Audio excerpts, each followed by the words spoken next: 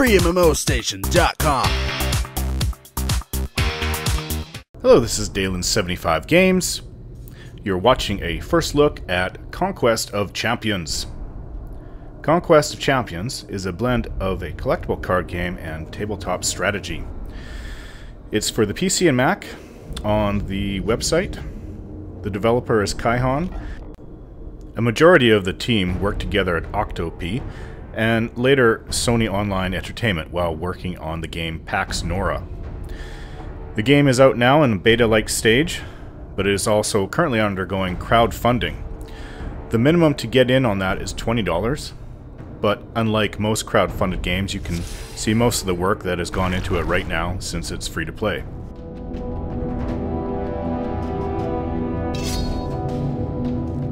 Each level of funding the game comes with benefits, of course.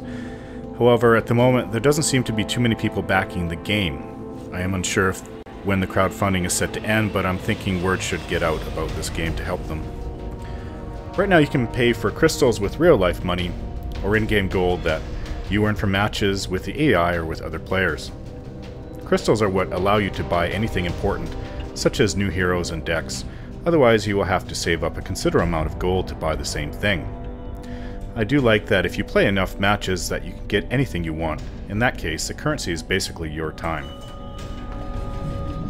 On the website, the company states, build your own personal deck strategy and bring your cards to life by summoning fully animated creatures, casting devastating spells, and equipping powerful weapons.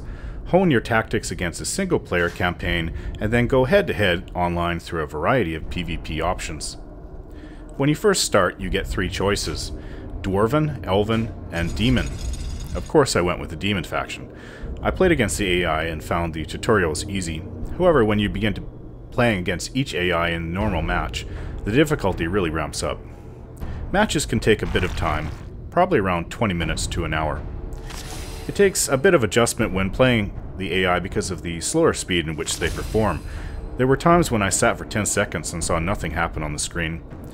I'm sure this can and will be sped up during the beta phase. Word of warning, however, the initial hero that you pick will be the only hero you get unless you are willing to pay for crystals to purchase another one. I didn't know I would be stuck with my initial choice. Matches won take you up in ranking and reward you with gold and cards. You can see the current ranking in the game when in the lobby. At the moment there didn't seem to be an overt amount of people playing. Perhaps word of the game hasn't quite gotten out yet. At the end of each turn, you are granted a card, gold, or experience for your player level, which when leveled up allows you to unlock certain features of the game, such as avatars. Like most PvP MOBAs or card games, you gain much more gold or experience when playing human players instead of the AI. For the most part, I appreciated the game's graphics. I think the artwork, especially for the cards, are pretty well done. Some of the avatars in the matches were a little cartoony, but I could live with them. The most important part of each match is your hero and your shrines. Your goal is to defeat the other team by taking out their hero and shrines while defending your own. This match is against another human player, and unfortunately I lost, but it was my first match against another human, so I ended up losing because I had no other units but my hero, and I ended up forfeiting. Here we have Conquest of Champions card management. I'm going to level up one of my soldier cards. I'm going after the Warlock, which I believe at the time was the most powerful single card that I had. And what you do is you take anything you want, basically, but the smart thing to do would be to go for excess cards that you don't really need. And you fill up all 4 slots, or one slot, doesn't matter, and you sacrifice them in order to give experience. That's how you get soldiers leveled up. I found it a little bit difficult to know just how much experience I would need to level up my soldier, so I continued on and looked for things that seemed like I didn't need. In the end, though, you do need all of those cards that I'm showing right here, even though they look like they're just kind of semi-useful. What they are is, if you look in the very top between fusion and deck, it says crafting, and there I leveled up my guy. Crafting allows you to put together a list of ingredients to get special items that you can use in your match, and actually they're very helpful. This is showing that I'm currently rank 6 out of everyone logged into the game at the moment. And this is after only 3 matches. As you can see right here, I forfeited the one that I talked about earlier, and then I won another 2. The last match I had was actually a lot of fun. Went on to the very end, and I'm surprised the person did forfeit earlier because it was pretty obvious that they were going to die, but I was grateful that they continued to play on to the end. Now I want to show you the different avatars, and it took me a little while to find it again, so I was going through all the menus. So I believe this is it right here, yes. So I have the skeleton avatar. Now to get these avatars you have to have your soldiers or your own level to a certain point right here. The highest soldier I have is a warlock at level 3 that you saw me level up, and right here to get that avatar you need to get him up to level 6. Right there's the warlock, and at the very end you need to actually you need to be level 15 to be able to use them. So probably one of the coolest looking ones.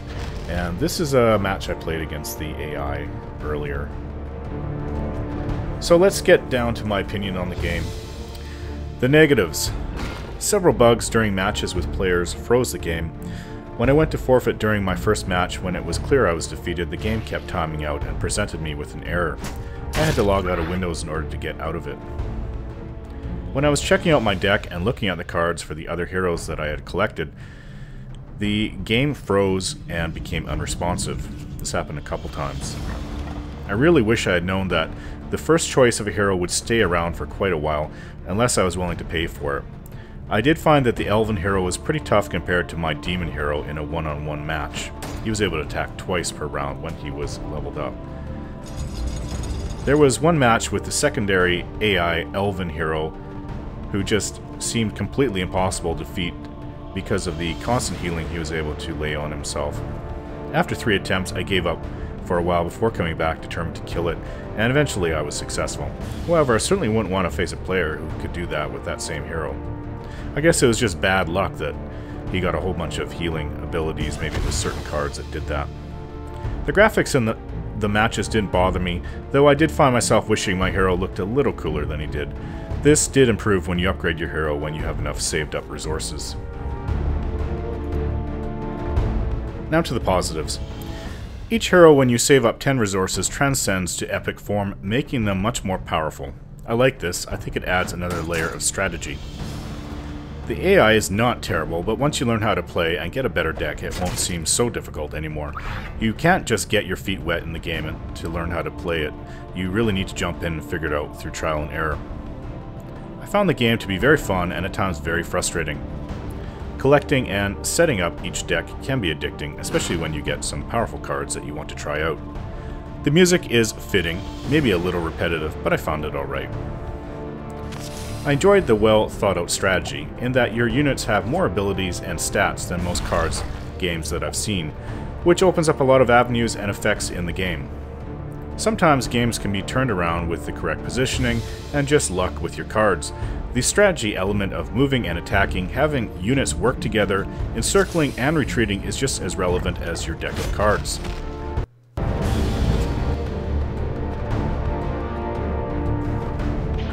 Bottom line. I've played strategy card games before, and I think this is one of the best I have tried so far. Conquest of Champions has a lot of potential.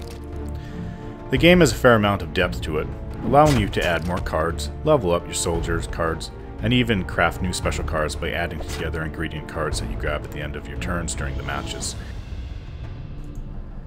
For anyone interested in a fusion card and strategy game, I would highly recommend this one. The developer of Conquest of Champions stated that they only plan to continue to add more to the game, and remember, it's still in beta. Thanks for watching!